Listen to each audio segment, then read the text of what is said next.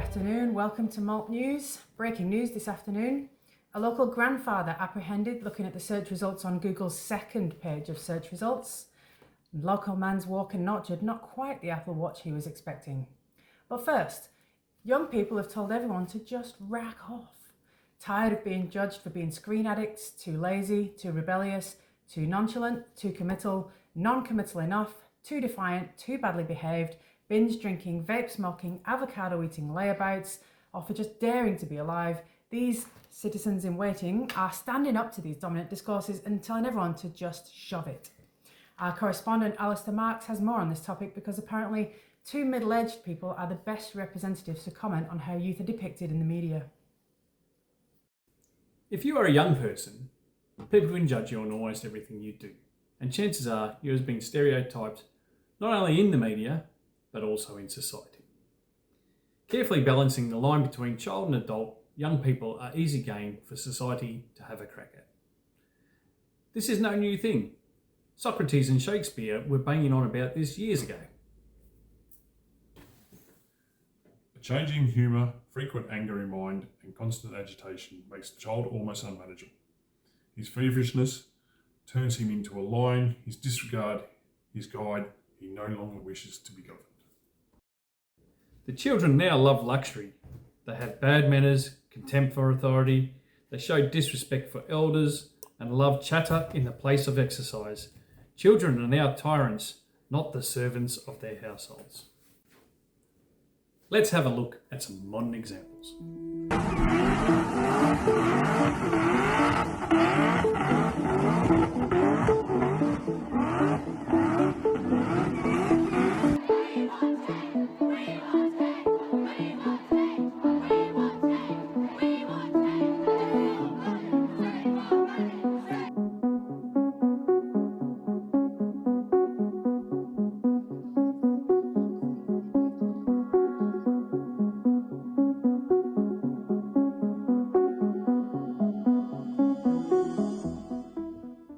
Maybe we should actually talk to some young people to see what their views are.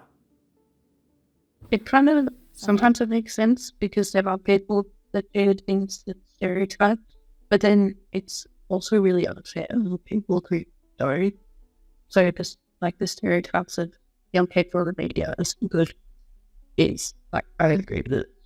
I think right now there's a lot of good things on the media. Like there's a lot of like accounts of people hyping up girls and how to you don't have to be like perfect or in the perfect build or you don't have to have this hair color or this type of skin. There's plenty of good accounts out there like that explain that you do not have to be the perfect person.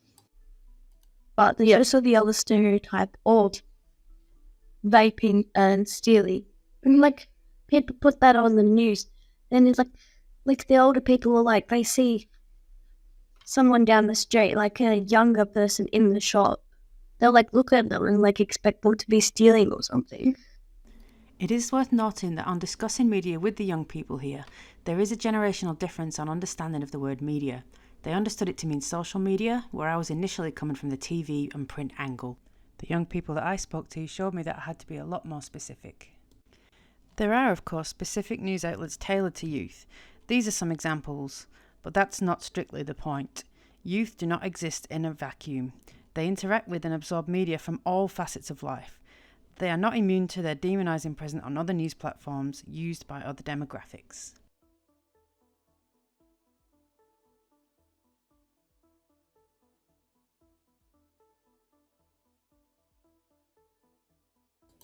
They probably wouldn't understand how the kids are stereotyped because they're not a child. Like they're not in our age group and they don't deal with what we deal with. So like if you're an older person talking on kids' behalf, you might as well just get the kids to talk on for themselves. So what can be done? When it comes to representing youth in the media, take the time to involve young people, meaningfully represent them, and balance the narrative. So with this in mind, let's give the last words to Alison.